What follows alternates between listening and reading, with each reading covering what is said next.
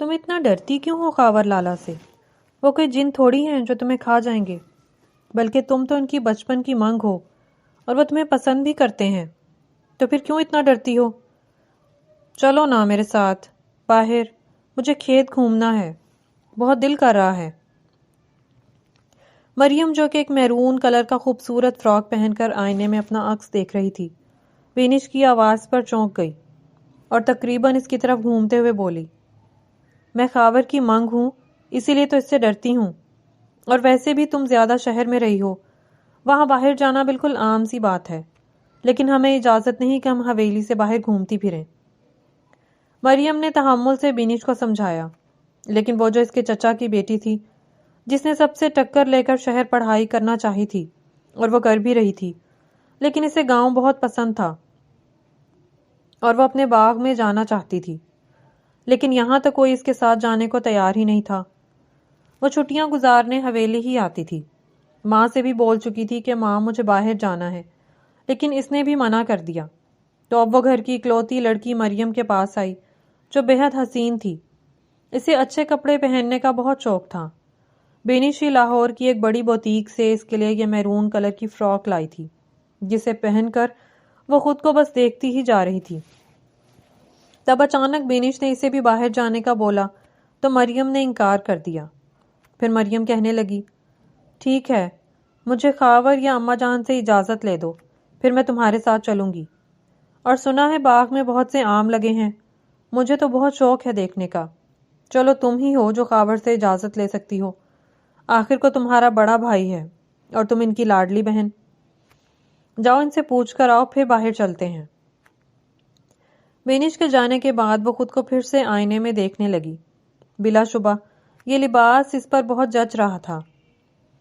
تھوڑی ہی دیر بعد بینش فخریہ انداز میں مسکراتی ہوئی کمرے میں آئی اور کہنے لگی، دیکھا، اتنی بھی کوئی پابندیاں نہیں لگی ہوئی، بھائی نے بولا ہے لے جاؤ مریم کو ساتھ، لیکن شام ہونے سے پہلے گھر آ جانا۔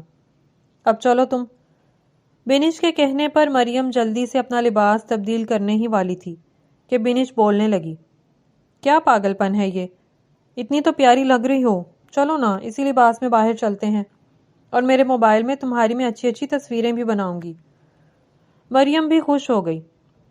بلا شبہ وہ ایک بہت حسین لڑکی تھی۔ بچپن سے ہی اس کا رشتہ اپنے چچا کے بیٹے خاور شاہ سے طے ہو چکا تھا۔ ان کے خاندان میں ایسا ہی ہوتا تھا کہ بچپن سے ہی بچوں کے رشتے طے کر دیے جاتے تھے۔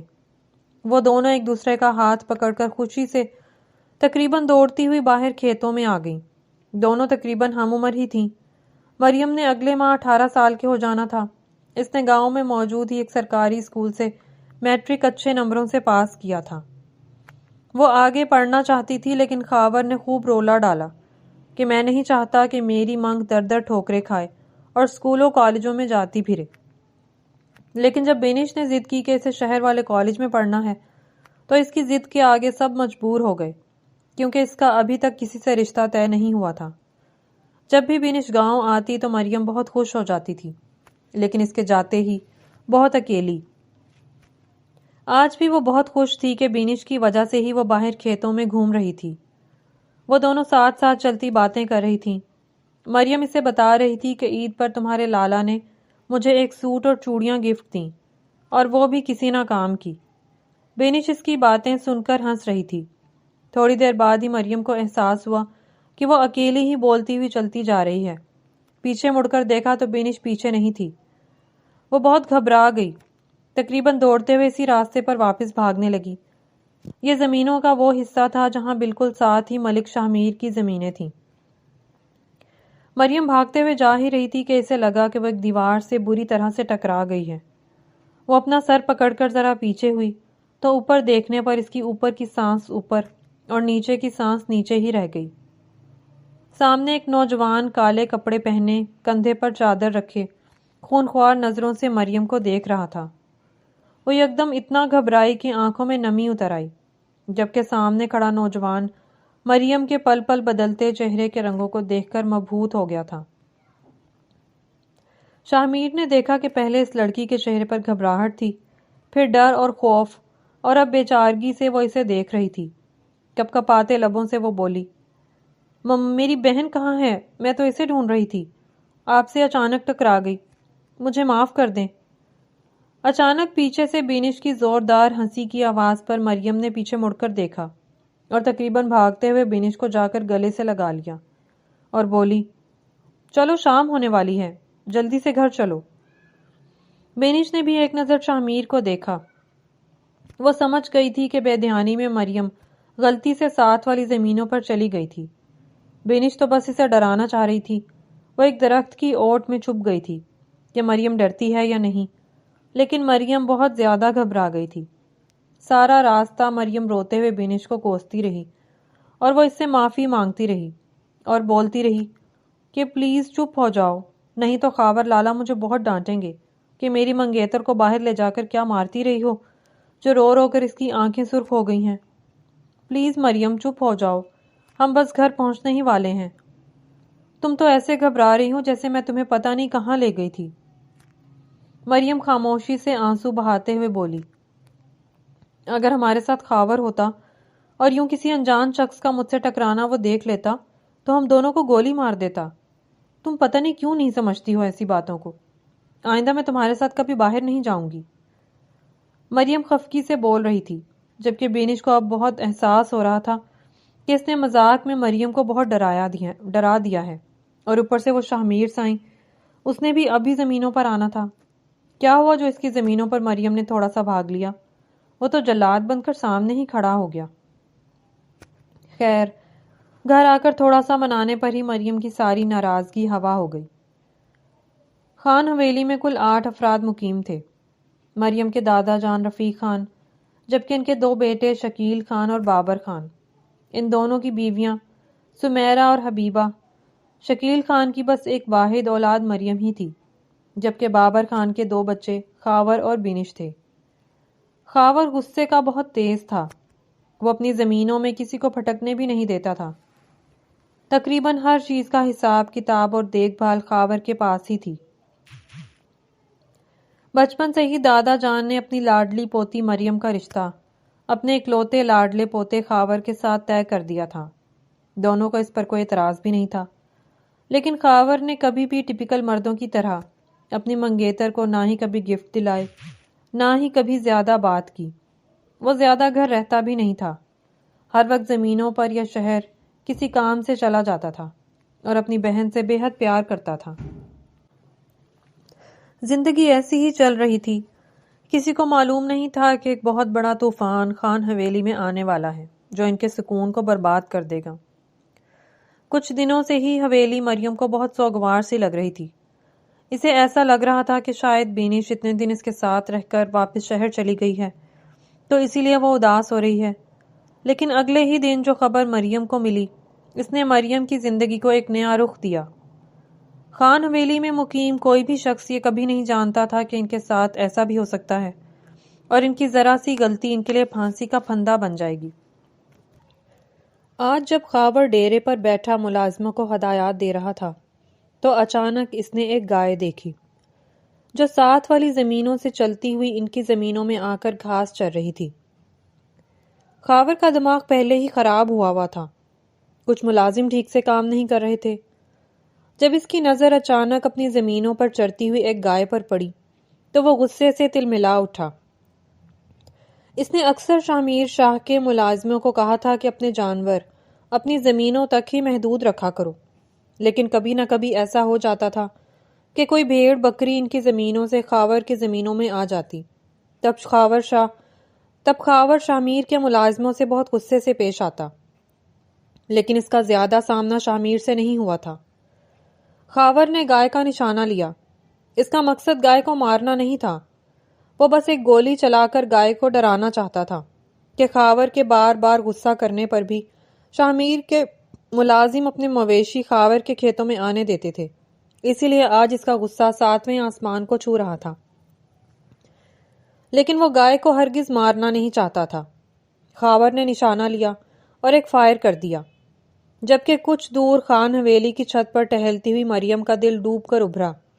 یا اللہ خیر کہتی ہوئی وہ نیچے سیڑھیاں اتر کر آ گئی، جبکہ شاہمیر کے کھیتوں میں قیامت کا سما تھا۔ شاہمیر کا چھوٹا بھائی ازمیر جو بے دھیانی میں گائے کے پیچھے آیا اور خاور کی نظروں سے اوجھل تھا۔ جیسے ہی خاور نے گولی چلائی تو وہ ازمیر کے سینے سے آر پار ہو گئی۔ خاور بھی کانپتے ہاتھوں سے بندوق گرا کر شاہ کی زمینوں کی طرف بھاگا۔ اس نے ایک خوبصورت لڑکے کو گولی لگ کر گرتے ہوئے دیکھا تھا۔ اس کا مقصد ہرگز کسی کو مارنا نہیں تھا، وہ تو بس گائے کو ڈرانا چاہ رہا تھا۔ اسے کیا خبر تھی کہ اس کی گولی کسی کی جان لے لے گی۔ شاہ میر غصے سے کانپتا ہوا جب اپنے بھائی کے پاس پہنچا تو ازمیر نے اپنے بھائی کے ہاتھوں میں ہی دم توڑ دیا۔ شاہ میر کو سمجھ نہیں آ رہی تھی کہ وہ روئے، چیخے چلائے یا خاور کو گولی مار دے۔ اسے سب ملازموں نے سب بتا دیا تھا کہ ازمیر کو گولی خاور نے ماری ہے، اور اب خاور بھی ان کے پاس ہی کھڑا تھا۔ وہ بار بار اپنی صفائیاں دے رہا تھا کہ میں ہرگز کسی کو مارنا نہیں چاہتا تھا، میں تو بس جانوروں کو ڈرانا چاہتا تھا کہ وہ دوبارہ ایسے زمینوں میں گھس کر کھیت خراب نہ کریں۔ لیکن شاہ میر اس کی ایک بھی بات نہیں سن رہا تھا۔ وہ غصے سے کانپتے ہوئے اٹھا اور بندوق اٹھا کر خاور پر تان دی۔ تم نے میرے معصوم بھائی کو موت کے گھاٹ اتار دیا، تمہاری موت اب میرے ہاتھوں سے لکھی ہے۔ شاہ میر چیخ چیخ کر بول رہا تھا۔ سرخ آنکھوں سے شاہ میر نے بندوق سے خاور کا نشانہ لیا۔ وہ گولی چلانے ہی والا تھا کہ اچانک شاہ میر کا باپ دلاور شاہ نے آ کر بندوق کا منہ پکڑ کر آسمان کی طرف کر دیا اور بولا، تو صرف اتنا ہی کہ فیصلہ اب پنچایت میں ہوگا، اور کانپتے ہاتھوں سے اپنے معصوم بیٹے ازمیر کی لاش کو اٹھا کر گھر لے جانے لگا۔ 1 منٹ میں یہ سب ہو جائے گا، خاور نے یہ سوچا بھی نہیں تھا۔ وہ اپنے ملازموں کا غصہ اور کچھ شاہ میر کے ملازموں کا غصہ کہ وہ جانوروں کا خیال نہیں رکھتے تھے، یہی غصہ اس سے وہ قدم اٹھوا دیا جس کا خمیازہ ساری زندگی اب اسے بھگتنا پڑے گا۔ 2 دن بعد خان حویلی کے ڈیرے اوتاق میں پنچایت بیٹھی تھی۔ رفیق خان بھی سر جھکائے بیٹھا تھا۔ آج اس کے لاڈلے پوتے نے اسے کسی سے نظر ملانے کے قابل نہیں چھوڑا تھا۔ رفیق خان ہر وقت اپنے پوتے خاور کو سمجھاتے تھے کہ اتنا غصہ کرنا اچھی بات نہیں ہوتا، لیکن وہ سمجھتا ہی نہیں تھا۔ خان حویلی کی عورتیں اوتاق کی پچھلی سائیڈ والے کمرے میں کھڑی کان لگا کر پنچایت میں ہونے والے فیصلے کو سن رہی تھیں کہ پتہ نہیں اب کیا فیصلہ ہوگا، جب اچانک شاہ میر کی کڑک دار آواز نے کمرے میں کھڑی مریم کا دل دہلا دیا۔ مجھے ونی میں خاور شاہ کی منگ چاہیے، ورنہ خون کا بدلہ خون ہوگا۔ جیسے شاہ حویلی نے اپنا بیٹا کھو دیا ہے، ویسے ہی آپ بھی اب کھوئیں گے۔ رفیق خان کڑک دار آواز میں بولے، زبان سنبھال کر بات کرو شاہ میر، وہ ہمارے خاور کی منگ ہے، اور ہم اپنی منگ کو کسی اور کے ساتھ رخصت نہیں کرتے۔ جبکہ 18 سالہ مریم یہ سنتے ہی کانپ سی گئی تھی کہ خان حویلی والے ہرگز اپنے اکلوتے وارث کو مرنے نہیں دیں گے، اور اس کی قربانی ضرور دی جائے گی۔ شاہ میر نے جب سنا کہ رفیق خان خاور کی منگ دینے سے انکاری ہے تو وہ غصے سے بھڑک اٹھا، کھڑے ہو کر اپنی گن نکالی اور خاور پر تان دی اور بولا، تو پھر ٹھیک ہے، آخری ملاقات کر لو اپنے بیٹے سے۔ اس سے پہلے کہ شاہ میر خاور پر گولی چلا دیتا، رفیق خان کڑک آواز میں بولے، رک جاؤ شاہ میر، ہمیں تمہاری شرط منظور ہے، بتاؤ کس طریقے سے لے کر جانا چاہو گے خاور کی منگ کو۔ جبکہ خاور دادا جان کی یہ بات سن کر غصے سے بھڑک اٹھا اور بولا، دادا جان، یہ آپ کیا کہہ رہے ہیں؟ میں اپنی منگ ہرگز شاہ میر کو نہیں دوں گا۔ آپ سوچ بھی کیسے سکتے ہیں کہ میں مریم کو ان لوگوں کے ساتھ جانے دوں گا؟ وہ میری بچپن کی منگ ہے، میں ہرگز بھی اسے ان لوگوں کے حوالے نہیں کروں گا، اور میں آپ لوگوں کو بتا بتا کر تھک گیا ہوں کہ وہ ایک حادثہ تھا، میں ہرگز ازمیر کو مارنا نہیں چاہتا تھا۔ آپ لوگ میری بات کیوں نہیں سمجھ رہے؟ خاور کے دل کو دھکا سا لگا تھا، وہ ٹوٹے ہوئے دل سے یہ ساری باتیں بول رہا تھا۔ اس نے کبھی سوچا بھی نہیں تھا کہ یوں اس کی ہونے والی بیوی کو کوئی ایسے لے جائے گا اور وہ دیکھتا رہ جائے گا۔ وہ تڑپ کر اپنی صفائی دیتا رہا، لیکن رفیق خان خاموشی سے سر جھکا کر بیٹھ گئے۔ شاہ میر سرخ چہرے کے ساتھ بولا، تو آپ لوگ تیاری کر لیں، کل ہی ہر حال میں مجھے خاور کی منگ سے نکاح کرنا ہے۔ شاہ میر کی باتوں پر خاور کا بس نہیں چل رہا تھا کہ وہ بندوق اٹھا کر اس خبیث کو بھی اس کے بھائی کے پاس پہنچا دے، لیکن دادا جان کے آگے بولنے کی جرت کسی کی نہیں تھی۔ اس کا باپ جس کی بیٹی ونی میں جانے لگی تھی، وہ چپ کر کے بیٹھا تھا، تو وہ کر ہی کیا سکتا تھا۔ پھر ایسا ہوا کہ اگلے ہی دن شاہمیر پنچایت کے کچھ لوگوں اور نکاح خوان کو لے کر ان کے گھر آیا اور مریم سے شاہمیر کا نکاح پڑھوا دیا گیا۔ مریم جو اس اچانک افتاد پر گمسم سی ہو گئی تھی، بے شک اس کا خاور کے ساتھ اتنا زیادہ کوئی پیار محبت والا معاملہ نہیں تھا، لیکن بچپن سے وہ یہی سنتی آ رہی تھی کہ وہ خاور کی منگ ہے، اور جب وہ 18 سال کی ہو جائے گی تو خاور کے ساتھ اس کی شادی دھوم دھام سے ہوگی۔ اگلے ہی ماہ تو مریم نے 18 سال کے ہو جانا تھا، لیکن اس ایک ماہ میں اس کی زندگی میں کیا سے کیا تبدیلیاں آ گئی تھیں، جو نہ ہی کبھی شاہمیر نے ایسا سوچا تھا اور نہ ہی خاور اور مریم نے، لیکن ہونی کو کون ٹال سکتا ہے۔ نکاح سے پہلے مریم نے اپنے گھر کے ایک ایک فرد کے پاؤں پکڑے۔ وہ جانتی تھی کہ ونی میں جانے والی لڑکیوں کی کوئی قدر اہمیت نہیں ہوتی، بلکہ ان کے ساتھ تو جانوروں سے بھی بدتر سلوک کیا جاتا تھا۔ وہ اپنی ماں کے قدموں میں بیٹھی ہاتھ جوڑ کر بول رہی تھی، ماں، مجھے شاہ حویلی نہیں جانا، مجھے یہیں رہنا ہے۔ دیکھیں آپ کی بیٹی کے ساتھ کیسا ظلم ہو رہا ہے۔ گھر کا ایک ایک فرد آنسوؤں کے ساتھ رو رہا تھا۔ رفیق خان تو مارے دکھ کے کمرے سے باہر ہی نہیں آ رہے تھے۔ وہ اپنے دل کو پکڑے راکنگ چیئر پر بیٹھے اپنی لاڈلی پوتی کی دہائیاں سن رہے تھے۔ گھر کے سب افراد مجبور تھے، وہ کچھ بھی نہیں کر سکتے تھے۔ اگر وہ لوگ مریم کو بچاتے تو خاور اپنی جان سے ہاتھ دھو بیٹھتا۔ خاور نے بھی گھر آ کر بہت تماشا کیا۔ وہ زور زور سے اپنا ہاتھ دیوار پر مار مار کر زخمی کر رہا تھا اور بول رہا تھا، آپ نے کیوں شاہمیر کو ایسے جانے دیا؟ کیسے اس نے مریم کا نام لیا؟ اس کی اتنی جرت کیسے ہوئی کہ وہ میری منگ پر ہاتھ ڈالے؟ آپ لوگ ایسا نہ کریں۔ مجھے موت قبول ہے، لیکن میں اپنی منگ کو ہرگز اپنی آنکھوں کے سامنے کسی غیر شخص کا ہوتا ہوا نہیں دیکھ سکتا۔ حویلی کے سبھی افراد دکھتے دل کے ساتھ رو رہے تھے۔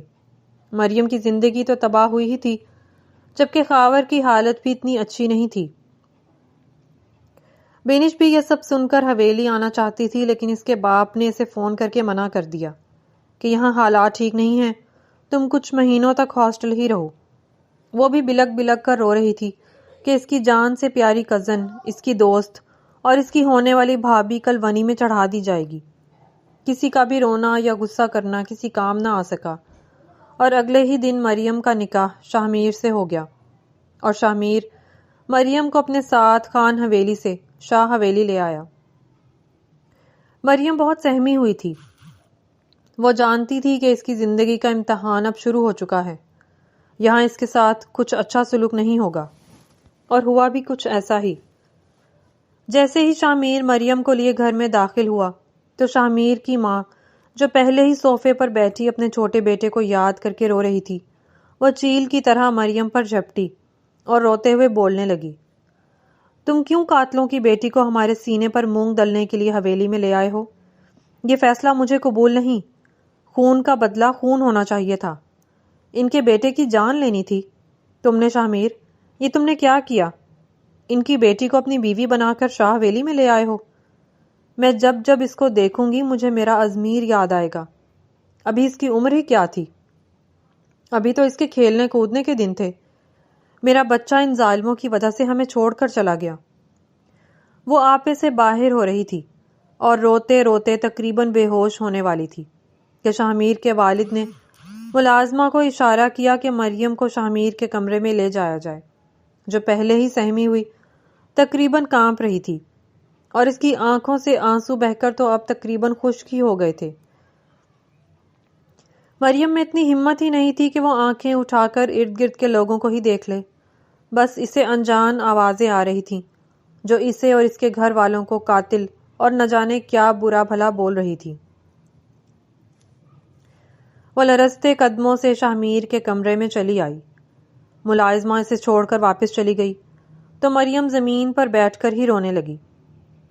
ذرا سی دیر میں ہی اسے اپنا گھر، اپنے ماں باپ، نہ جانے کیا کچھ تھا جو اسے یاد نہیں آ رہا تھا۔ زندگی کے 18 سال اس نے بہت مزے سے اپنے گھر میں رہتے ہوئے گزارے تھے۔ وہ کبھی کبھی شکوہ کرتی تھی کہ ماں، آپ لوگ مجھے باہر کیوں نہیں جانے دیتے، جبکہ اس کی ماں اسے سمجھاتی کہ باہر کی دنیا بہت خراب ہے، تم حویلی میں ہو تو حفاظت سے ہو، باہر کے لوگوں کی گندی نظروں سے بچی ہوئی ہو۔ اور اب اسے شاہ میر اس کے گھر سے ہی اپنے گھر میں لے آیا تھا، جہاں وہ جانتی تھی کہ ساری زندگی اس کی عزت تو کیا کبھی کوئی نرمی سے پیش بھی نہیں آئے گا۔ اس رات شاہ میر اپنے کمرے میں ہی نہیں آیا، وہ زمینوں پر موجود ایک بیٹھک نما کمرے میں ہی سو گیا تھا۔ شاہ میر نے بس ایک جھلک مریم کی دیکھی تھی اور دیکھ کر وہ مبہوت ہو گیا تھا کہ یہ تو وہی لڑکی ہے جو اس روز اس سے ٹکرائی تھی۔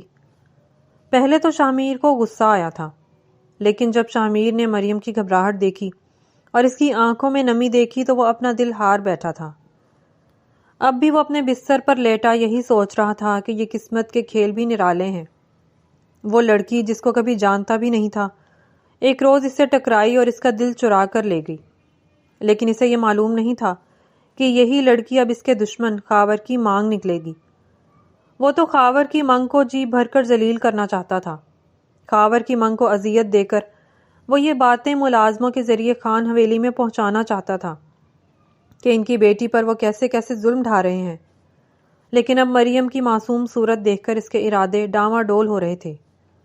شاہ میر کو کچھ سمجھ نہیں آ رہا تھا کہ وہ کیا کرے، اسی لیے آج رات وہ اپنے کمرے میں ہی نہیں گیا اور زمینوں پر ہی آ گیا۔ کچھ دن ایسے ہی گزر گئے۔ شاہ میر نے مریم کو دیکھا تک نہیں تھا۔ آج ان دونوں کے نکاح کو 20 دن ہو گئے تھے کہ جب وہ اچانک زمینوں سے گھر واپس آیا تو مریم فرش پر پوچھا لگا رہی تھی۔ اس کے آنسو بھی ساتھ ساتھ بہہ رہے تھے، چہرے پر ایک طرف گال پر نیلا نشان پڑا تھا۔ وہ کانپتے ہاتھوں سے روتے ہوئے پوچھا لگا رہی تھی، جبکہ دور صوفے پر بیٹھی اس کی ماں مریم کو خونخوار نظروں سے دیکھتی ہوئی حکم صادر کر رہی تھی کہ ہاتھ ٹوٹے ہوئے نہیں تمہارے، اچھی طرح سے پوچھا لگاؤ، ایسے لگاؤ کہ تمہیں اپنی شکل فرش میں نظر آئے۔ شاہ میر نے اپنی ماں کے یہ الفاظ سنے تو اس کا دل کٹ کر رہ گیا۔ مریم شاہ میر کو دیکھتے ہی گھبرا کر کھڑی ہو گئی۔ اس کو یہ حکم دیا گیا تھا کہ جیسے ہی شاہ میر کو دیکھو تو اس کے سامنے سے ہٹ جانا۔ وہ تقریباً گھبرا کر کھڑی ہوئی تو لڑکھڑا کر گرنے ہی والی تھی کہ شاہ میر نے آگے بڑھ کر مریم کو سہارا دیا۔ مریم کا وجود پوری طرح سے کانپ رہا تھا۔ شاہ میر کے دل پر چھریاں چلنے لگیں۔ وہ آہستگی سے بولا، چھوڑو یہ کام اور جاؤ آرام کرو۔ مریم نے ڈرتے ڈرتے شاہ میر کی ماں کی طرف دیکھا۔ شاہ میر دوبارہ بولا، میں کہہ رہا ہوں یہ کام چھوڑ دو اور جا کر آرام کرو۔ پھر دبے دبے قدموں سے ماں کی طرف آیا جس کی آنکھوں میں ابھی تک انگارے بھرے ہوئے تھے۔ وہ اپنی ماں کے قدموں میں بیٹھ گیا اور بولا، میں سوچ بھی نہیں سکتا تھا کہ آپ ایک انسان کے ساتھ اس قدر برا رویہ رکھیں گی۔ وہ ایک معصوم سی لڑکی ہے، اس کا کوئی قصور نہیں تھا، اسے تو بس ونی میں لایا گیا ہے۔ قصور تو اس کے منگیتر کا تھا نا، جس نے میرے بھائی کی جان لی۔ آپ کیسے ان ظالموں کے نقش قدم پر چلتے ہوئے ان کی بیٹی کو ایسے اذیت دے سکتی ہیں؟ وہ بھی انسان ہے۔ اور مجھے بتائیں، کیا آپ مریم کو مارتی ہیں؟ وہ اس قدر ڈری ہوئی تھی، اس کے چہرے پر زخموں کے نشان ہیں۔ آپ میری پیٹھ پیچھے کیا کرتی رہی ہیں ماں؟ مجھے جواب دیں۔ شاہ میر اپنی ماں کے قدموں میں بیٹھا نہایت ضبط سے ادب کے دائرے میں رہتے ہوئے ماں سے سوال کر رہا تھا، جبکہ اس کی ماں حیران تھی۔ وہ تو یہ دیکھنا چاہتی تھی کہ شاہ میر دشمنوں کی لائی گئی بیٹی کو اس حال میں دیکھ کر خوش ہوگا کہ ان کی وجہ سے ان کا لاڈلا چھوٹا بھائی اپنی جان کی بازی ہار گیا۔ الٹا یہ تو اپنی ماں سے ہی سوال کرنے لگ گیا۔ وہ کڑکدار لہجے میں بولی، یہ تم کیسی باتیں کر رہے ہو شاہ میر؟ یہ لڑکی ہمارے دشمنوں کی ہے، ہم اسے یہاں پھولوں کی سیج پر بٹھانے کے لیے نہیں لائے، اس سے بدلہ لینے کے لیے ہی لائے ہیں، اور میں نے اس کی جان تو نہیں لے لی نا؟ اور ہاں، میں مارتی ہوں اسے۔ جب جب مجھے میرا ازمیر اور اس کی یوں موت یاد آتی ہے تو میرا دل چاہتا ہے میں مریم کو گولیوں سے بھون دوں یا اس کو زندہ دفن کر دوں، لیکن ابھی میں اتنی ظالم نہیں ہوئی کہ کسی کو جان سے مار دوں۔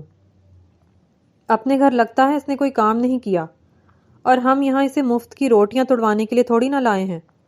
یہاں رہے گی، نوکروں کی طرح رہے گی، اور ہر وہ کام کرے گی جو ہمارے نوکر چاکر کرتے ہیں۔ اور خبردار اگر تم نے سوچا بھی کہ تم اسے بیوی کا درجہ دو گے، جاؤ، چلے جاؤ یہاں سے، مجھے میرا کام کرنے دو۔ شاہ میر کچھ بولنے ہی والا تھا کہ اسے احساس ہوا کہ اس کا کچھ بولنا یا نہ بولنا ایک برابر ہے۔ ابھی ماں کا غم تازہ ہے، وہ کچھ بھی نہیں مانے گی۔ اسی لیے شاہ اٹھ کھڑا ہوا اور اپنے کمرے میں آ گیا۔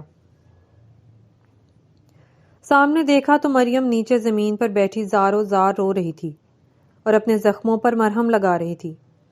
جیسے ہی اس نے شاہ کو آتے ہوئے دیکھا تو جلدی سے اپنا دوپٹہ درست کر کے اٹھ کھڑی ہوئی۔ شاہ دیکھ سکتا تھا کہ مریم کی ٹانگیں ابھی بھی کانپ رہی ہیں۔ اسے غصہ آیا کہ خان حویلی میں ایسے بزدل لڑکی بھی رہتی ہے جو اتنی ڈرپوک ہے کہ اپنے حق کے لیے ہی نہیں بول سکتی۔ اسے تو لگا تھا کہ وہ جب خان حویلی سے کسی لڑکی کو بنی کی صورت میں اپنے گھر لے کر آئیں گے تو وہ خوب واویلا کرے گی، لیکن جب شاہ نے دیکھا کہ مریم تو وہی لڑکی ہے جو اس دن اسے ذرا سا ٹکرانے پر بھی ڈر گئی تھی، اور اب اس کی ماں مریم کے ساتھ بالکل بھی اچھا رویہ نہیں رکھ رہی تھی، الٹا اس پر ظلم کر رہی تھی، وہ یہ سب باتیں سوچتا ہوا آہستہ آہستہ مریم کے پاس آنے لگا کہ اچانک مریم کو پتہ نہیں کیا ہوا کہ وہ نفی میں سر ہلاتے ہوئے کمرے کی دیوار سے جا لگی اور بولنے لگی، پلیز پلیز مجھے مت ماریے گا، پلیز آپ کو اللہ کا واسطہ ہے مجھے مت ماریے گا۔ پتہ نہیں وہ کون سا جذبہ تھا جس کے تحت شاہ نے آگے بڑھ کر مریم کو سینے سے لگا لیا تھا، اور وہ مریم جس نے کبھی خواب میں بھی نہیں سوچا تھا کہ وہ خاور کے علاوہ کسی کی دلہن بنے گی یا اسے کوئی اور مرد چھوئے گا، لیکن اب اس گھر میں رہتے ہوئے کچھ ہی دنوں میں اسے اتنے دکھ مل گئے تھے کہ شاہ کا اسے نرمی سے گلے لگانا بہت اچھا لگا۔ وہ شاہ کے گلے لگ کر پھوٹ پھوٹ کر رونے لگی۔ شاہ نے مریم کو دل کھول کر رونے دیا۔ جب مریم رو چکی اور اس کی سسکیاں بند گئیں تو شاہ نے نرمی سے اس کا ہاتھ پکڑا اور اپنے ساتھ لیتا ہوا بیڈ پر آ گیا۔ بیڈ پر اسے بٹھایا اور دراز سے فرسٹ ایڈ باکس نکالا۔ شاہ نہایت پیار سے مریم کے ایک ایک زخم پر مرہم لگا رہا تھا۔ مریم کے آنسو اب بھی تواتر سے بہہ رہے تھے۔ وہ دونوں کچھ نہیں بول رہے تھے، لیکن کچھ تھا ایسا کہ وہ دونوں ایک دوسرے کی قربت میں پرسکون سے ہو گئے تھے۔ شاہ کا بہت دل دکھا تھا، وہ نہایت اذیت سے گزر رہا تھا۔ اسے نہیں معلوم تھا کہ مریم کے زخم اسے اس قدر تکلیف دیں گے۔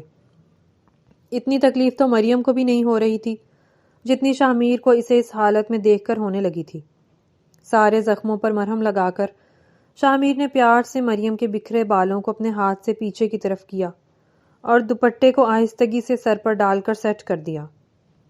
نہایت سکون سے بولا، مریم تم میری بیوی ہو۔ بے شک ہماری زندگی میں ایک ایسا حادثہ آیا ہے جس کی وجہ سے سب الٹ پلٹ ہو کر رہ گیا۔ نہ تم نے اور نہ ہی میں نے کبھی سوچا تھا کہ زندگی ہمیں کبھی اس موڑ پر لے آئے گی کہ ہمیں میاں بیوی بن کر ایک کمرے میں رہنا پڑے گا۔ میں تم سے معذرت کرتا ہوں کہ اتنے دن میں تم سے بے خبر رہا۔ میری ماں نے تم پر جو بھی ظلم کیے ہیں ان کی میں معافی چاہتا ہوں۔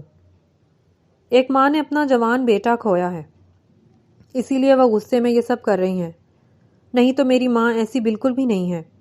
لیکن میں تم سے وعدہ کرتا ہوں کہ آج کے بعد تم پر کوئی ہاتھ نہیں اٹھائے گا۔ تم میری بیوی ہو، بے شک جیسے بھی یہ نکاح ہوا، لیکن اب میں ہرگز نہیں چاہوں گا کہ کوئی میری بیوی سے برا رویہ رکھے۔ تم نے آج کے بعد کوئی کام نہیں کرنا، یہیں کمرے میں رہا کرو۔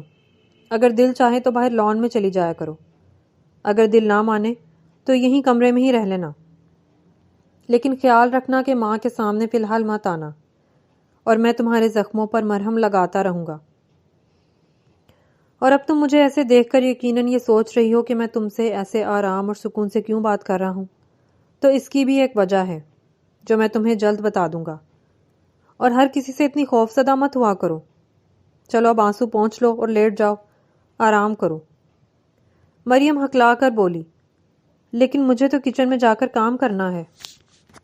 شاہ بولا، گھر میں 101 ملازم آئے ہیں، وہ کر لیں گی، تو تم آرام کرو۔ یہ بول کر شاہ کمرے سے باہر نکل گیا۔ شاہ نے ایک ملازمہ کی ذمہ داری لگا دی تھی کہ وہ مریم کا خاص طور پر خیال رکھے اور اس کے زخموں کی مرہم پٹی بھی کرے، اور جہاں تک ٹکور کرنے والی ہے وہ بھی کرے۔ اللہ جانے چہرے پر ماں جی نے ایسا کیا مارا تھا کہ اس بیچاری معصوم سی لڑکی کا پورا منہ نیلا پڑ گیا تھا۔ ماں جی کو شاہ کا یوں مریم کا خیال رکھنا ایک آنکھ نہیں بھا رہا تھا۔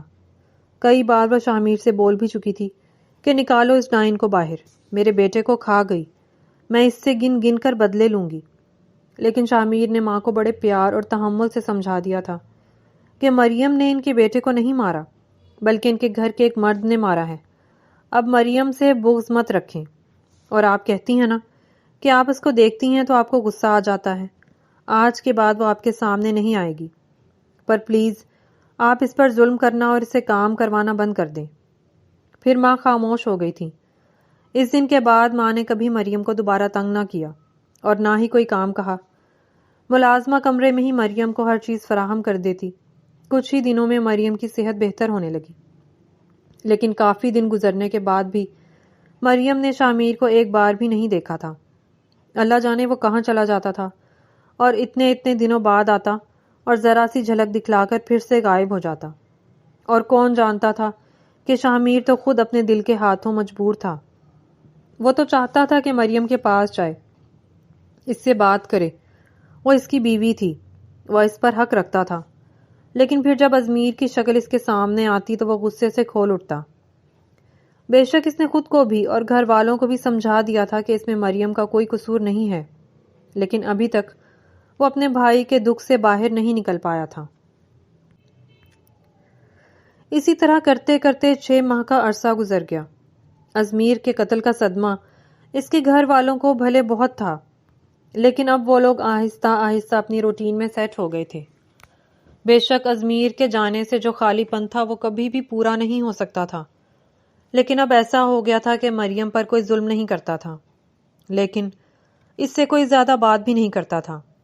وہ اپنے کمرے میں مقیم رہتی، کسی بھی چیز کی ضرورت ہوتی تو ملازمہ اسے اس کے کہنے سے پہلے ہی لا دیتی۔ مریم نمازیں پڑھتی اور اللہ سے خوب شکوے شکایتیں کرتی۔ آہستہ آہستہ اس کے دل کو بھی صبر آ رہا تھا۔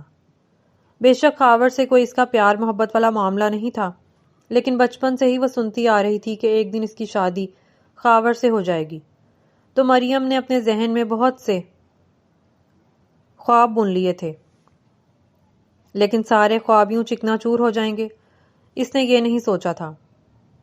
وہ اپنی ماں کو بھی بہت یاد کرتی تھی، لیکن پھر اسے اپنے سب گھر والوں سے نفرت سی ہو گئی تھی کہ انہوں نے اپنی بیٹی پر اپنے بھتیجے کو ترجیح دی، اور دادا جان نے اپنی پوتی پیش کر دی اور اپنے پوتے کو بچا لیا۔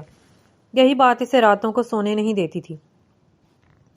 وہ تو دل سے شامیر کی شکر گزار بھی تھی کہ اس کی وجہ سے مریم کو یہ آسان سی سزا ملی تھی کہ وہ ایک کمرے میں ہی رہے گی، لیکن اپنے گھر والوں پر اسے بے حد غصہ تھا۔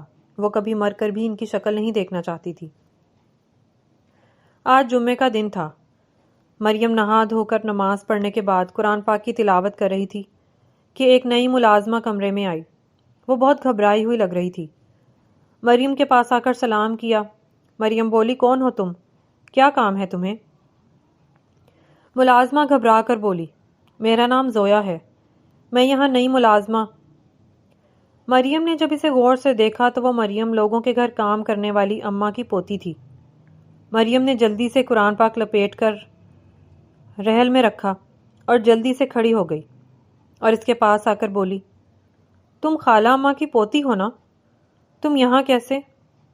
اگر کسی کو یہاں پتہ چل گیا کہ تم خان حویلی سے آئی ہو تو وہ تمہارے ٹکڑے ٹکڑے کر ڈالیں گے۔ کیا کرنے آئی ہو؟ جلدی بتاؤ مجھے۔ زویا گھبرائی ہوئی آواز میں اسے جلدی جلدی بولنے لگی، مجھے یہاں بیگم صاحبہ یعنی آپ کی امی نے بھیجا ہے۔ یہ چھوٹا سا موبائل ہے جو خاور نے دیا ہے۔ وہ آپ سے یہاں کی معلومات لینا چاہتے ہیں کہ آپ کے ساتھ یہاں کیسا رویہ رکھا جا رہا ہے۔ ملازمہ کی بات سن کر مریم کے ماتھے پر بل پڑ گئے۔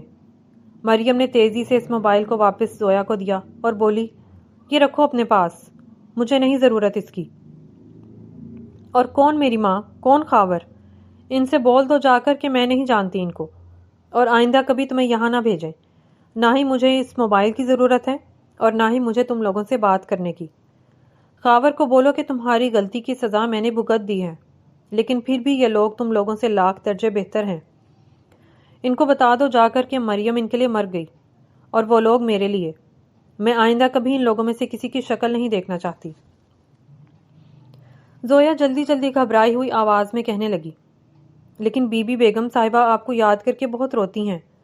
وہ ماں ہے نا، ان کے دل کو ایک پل بھی چین نہیں۔ وہ آپ کو ایک نظر دیکھنا چاہتی ہیں. آپ تھوڑی دیر موبائل پر ان سے بات کر لیں. مریم نے سختی سے زویا سے کہا. تم چلی جاؤ واپس یہاں سے. میں یہاں بہت خوش ہوں اور کسی سے بات نہیں کرنا چاہتی. تم بول دو جا کر کہ مریم بی بی خان حویلی میں موجود کسی شخص سے واقف نہیں اور کسی کو نہیں جانتی. جاؤ. زویا آہستہ قدموں سے چلتی ہوئی کمرے سے باہر آ گئی. کھڑکی میں موجود شاہ بھی تیزی سے باہر کی طرف لپکا. مریم کا دل ابھی بھی زور زور سے دھڑک رہا تھا کہ کہیں اس کی باتیں تو نہیں کسی نے سن لیں. پھر اس نے کھڑکی دروازے چیک کیے، پھر تسلی کر کے لیٹ گئی. ماں کو یاد کرنے لگی. آج موسم بہت خراب تھا. ایسا لگتا تھا کہ طوفانی بارش آئے گی. مریم بادلوں کے گرجنے سے بہت ڈرتی تھی. وہ اپنے کمرے میں اکیلی تھی اور دعا کر رہی تھی کہ یا اللہ آج تو ہرگز بارش نہ ہو اور یہ بادل تو بالکل بھی نہ گرجے. جب وہ اپنے گھر ہوتی تھی تب بھی جس دن بارش آنی ہوتی وہ اپنی ماں کے ساتھ چپک کر لیٹ جاتی، یا کبھی بھی بینش آئی ہوتی تو اس کے ساتھ ہی لگی رہتی. اکثر لڑکیوں کو بارش پسند ہوتی ہے لیکن مریم کو بارش سے بہت ڈر لگتا تھا. وہ ڈری سہمی بیٹھی ہی تھی کہ رات کے 9 بجے اچانک بادل گرجنا شروع ہوئے. وہ زور و شور سے دعائیں اور آیات پڑھنے لگی. مریم ڈر سے تقریباً کانپ رہی تھی کہ اچانک لائٹ بھی چلی گئی.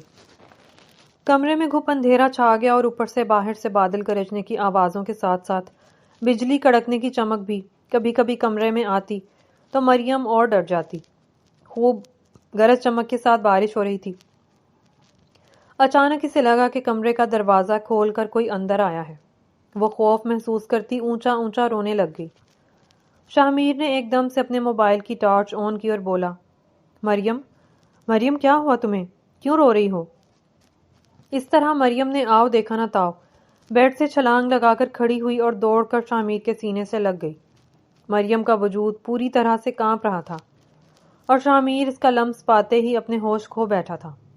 مریم گھبرائے ہوئے لہجے میں کہنے لگی، پلیز مجھے چھوڑ کر مت جانا، مجھے بہت ڈر لگ رہا ہے. شاہ میر کو سمجھ نہیں آ رہا تھا کہ وہ تو الماری سے اپنا رین کوٹ لینے آیا تھا. اسے زمینوں پر جانا تھا، لیکن شاہ میر یہ نہیں جانتا تھا کہ اپنے کمرے میں آتے ہی اسے کس صورتحال کا سامنا کرنا پڑے گا. شاہ میر کی قمیض کو مریم نے اپنی مٹھی میں زور سے بھینچ رکھا تھا اور آنسوؤں کے ساتھ روتی ہوئی وہ بس ایک ہی بات بار بار بولے جا رہی تھی، پلیز مجھے چھوڑ کر مت جائیں، مجھے بہت ڈر لگتا ہے. شاہ میر نے مریم کو تسلی دی اور بولا، مریم تم ہر چیز سے اتنا کیوں ڈرتی ہو؟ بارش ہی تو ہے نا. چلو میں کہیں نہیں جاتا، تمہارے پاس ہی ہوں، یہیں پہ. رونا بند کرو پلیز. شاہ میر بیڈ پر مریم کے ساتھ ہی بیٹھ گیا، لیکن مریم نے ایک پل کے لیے بھی شاہ میر کا ہاتھ اور ایک بازو نہیں چھوڑا تھا اور شاہ میر کے دل کی دنیا اتھل پتھل ہو رہی تھی. وہ دونوں اس پل ہر بات بھول چکے تھے کہ مریم یہ بھول گئی کہ وہ خاور کی منگ تھی اور ونی میں شاہ میر کے نکاح میں آئی تھی، اور شاہ میر یہ بھول گیا کہ مریم کے منگیتر نے ان کے بھائی کو مار دیا تھا. یاد تھا تو بس اتنا کہ وہ دونوں میاں بیوی ہیں اور ایک دوسرے پر حق رکھتے ہیں. شاہ میر نے مریم کا ڈر پوری طرح سے دور کر دیا اور اس رات ان دونوں میں میاں بیوی والا تعلق بھی جڑ چکا تھا. شاہ میر نے مریم کو اس قدر پیار دیا کہ وہ پچھلے سارے غم بھول گئی. صبح اٹھ کر بھی شاہ میر نے مریم کو بہت حوصلہ دیا اور بولا، میں سب ٹھیک کر دوں گا، تمہیں تمہارے والدین سے بھی ملنے دوں گا. جو ہونا تھا وہ ہو چکا ہے. بے شک ہر کسی کی موت کا ایک وقت مقرر ہے، وہ آنی ہی آنی ہے. میں اس بات کو سمجھ گیا ہوں، لیکن مجھے اپنے گھر والوں کو منانا پڑے گا. مریم چپ چاپ شاہ میر کا چہرہ دیکھتی رہی. دھیرے سے بولی، آپ کا بہت شکریہ، آپ بہت اچھے ہیں. شاہ میر نے مریم کی تھوڑی کو آہستہ سے پکڑ کر اوپر کیا اور بولا، تمہاری اس معصوم صورت کا تو میں اسی دن دیوانہ ہو گیا تھا جس دن تم بھاگتی ہوئی آ کر مجھ سے ٹکرائی تھی. مریم کو بھی وہ پل یاد آ گیا. وہ کبھی سوچ بھی نہیں سکتی تھی کہ وہ خاور جو اس کے بچپن کا منگیتر تھا، لیکن اس نے کبھی بھی مریم سے پیار سے بات تک نہیں کی تھی. اور ایک یہ شاہ میر تھا، نکاح کر کے اسے اپنی عزت بنا کر اس گھر میں لایا تھا. بے شک غصے میں ونی کے طور پر لایا تھا، لیکن جب اس نے مریم کو دیکھا کہ یہ تو وہی لڑکی ہے جو کھیتوں میں اس سے ٹکرائی تھی اور اس کا دل چرا کر لے گئی تھی، تو شاہ میر کا دل نرم پڑ گیا تھا. وہ اپنی ماں کو بھی منع کرتا کہ مریم کے ساتھ برا رویہ نہ رکھے، اب بھی مریم کو بہت سارا پیار کر کے اور بہت ساری تسلیاں دے کر شامیر کمرے سے باہر نکلا۔ جب وہ نیچے اتر کر آ رہا تھا تو سامنے ہی ڈائننگ ٹیبل پر اس کی ماں بیٹھی سی عجیب سی نظروں سے تک رہی تھی۔ شامیر کو سمجھ نہیں آیا کہ اس کی ماں کے دل میں کیا چل رہا ہے اور وہ کیا کہنا چاہتی ہے۔ شامیر دھیرے سے آ کر ماں کے برابر والی کرسی پر بیٹھ گیا اور ملازمہ کو ناشتہ لانے کا کہا۔ ماں نے پوچھا، کیا تم رات بھر گھر میں ہی تھے؟ مجھے تو یہ معلوم پڑا تھا کہ تم زمینوں پر جا رہے ہو۔ شامیر نے نظریں جھکاتے ہوئے کہا، جی میں جانے والا تھا لیکن بارش کی وجہ سے نہیں جا سکا، میں اپنے کمرے میں ہی تھا۔ شامیر کی ماں بولی، اور وہ لڑکی کہاں ہے؟ شامیر بولا، وہ لڑکی نہیں، آپ کی بہو ہے اور میری بیوی۔ اور ملازمہ سے کہا، جاؤ مریم بی بی کو یہاں بلا کر لاؤ۔ اسے لگا تھا کہ ماں بہت غصہ کرے گی، لیکن وہ بس چپ سی ہو کر بیٹھ گئی تھی۔ تھوڑی دیر میں ہی مریم جھجکتے ہوئے آ گئی۔ اب بھی شامیر نے غور سے دیکھا تو مریم کے ہاتھ کانپ رہے تھے۔ وہ یقیناً اس کی ماں سے ڈر رہی تھی۔ شامیر دھیرے سے اٹھا اور مریم کے پاس جا کر بولا، تم یہاں آؤ، بیٹھو، ناشتہ کرو، اور آئندہ تینوں وقت کے کھانے پر میں تمہیں یہاں ٹیبل پر بیٹھا ہوا دیکھوں۔ وہ انتظار میں تھا کہ ماں کوئی بات کرے گی، لیکن ماں بس چپ چاپ اپنا کھانا ختم کر رہی تھی۔ پھر آج رات کو ہی شامیر نے اپنے چچا اور اپنے والد اور اپنی ماں سے بہت تحمل سے کہا کہ دیکھیں، ازمیر کی موت کا مجھے بھی بہت دکھ ہے، وہ میرا لاڈلا چھوٹا بھائی تھا، لیکن میں نے ہر طریقے سے پتہ کروا لیا ہے، اس میں خاور کا قصور نہیں ہے، وہ صرف ہمارے جانوروں کو ڈرانا چاہتا تھا، اور پھر غلطی سے اس سے گولی چل گئی اور وہ ازمیر کو لگ گئی۔ جان بوجھ کر اگر قتل کرتا تو میں اسے زندہ نہ چھوڑتا، لیکن میں نے اس کے ہر ملازم سے اور ہر طریقے سے تفتیش کر لی ہے۔ خاور بھی اس میں بے قصور ہے۔ بے شک اس کی بندوق سے نکلی ہوئی گولی سے ہمارے بھائی کی جان گئی ہے، لیکن خاور نے جان بوجھ کر ہمارے بھائی کو قتل نہیں کیا، اور الٹا ہم بھی تو ان کی لڑکی لے ہی آئے ہیں نا۔ اور میں اب یہ چاہتا ہوں کہ مریم اب میری بیوی ہے، اسے اس گھر میں بہو والا درجہ دیا جائے اور کوئی بھی اس کی حق تلفی نہ کرے۔ یہ میری آپ لوگوں سے گزارش ہوگی، اگر آپ مجھے زندہ دیکھنا چاہتے ہیں تو آپ لوگ مریم کے ساتھ اپنا رویہ درست کر لیں۔ کمرے میں موجود تینوں نفوس خاموشی سے اپنے اس نونہار بیٹے کو دیکھ رہے تھے۔ شامیر کے والد کھڑے ہوئے اور شامیر کا کندھا تھپکتے ہوئے بولے، تم ٹھیک کہہ رہے ہو، مجھے تمہاری ہر بات مناسب لگی ہے۔ بے شک ہم نے اپنا بیٹا کھویا ہے، پھر ہر کسی کی موت کا وقت مقرر ہے، ہو سکتا ہے ہمارے بیٹے کی موت اسی طرح لکھی گئی ہو۔ یہ دشمنی ختم کرتے ہیں، مریم کو بھی اس کے والدین سے ملواتے ہیں۔ سب نے خوشی سے شامیر کی بات مان لی اور شامیر نے مریم کو آ کر جب یہ خوشخبری دی تو وہ بھی خوشی سے پھولے نہ سمائی۔ کچھ ہی دنوں بعد شاہ حویلی سے ایک پیغام خان حویلی میں گیا کہ ہم لوگ آپ کے گھر دعوت پر آنا چاہتے ہیں، اور صلح کا کہا گیا تو خان حویلی میں بھی خوشی کی لہر دوڑ گئی۔ خاور نے بھی ہر بات بھلا کر شامیر کو گلے سے لگایا اور ایک بار پھر سب سے معافی مانگی۔ سب کی آنکھیں نم تھیں، لیکن ہونے کو کون ٹال سکتا ہے؟ ازمیر کی موت ایسے ہی لکھی تھی۔ مریم بھی اپنے گھر آ کر بہت خوش ہو گئی تھی۔ مریم اور شامیر کا ولیمہ نہیں ہوا تھا، دونوں خاندانوں نے مل کر دھوم دھام سے مریم اور شامیر کا ولیمہ کیا۔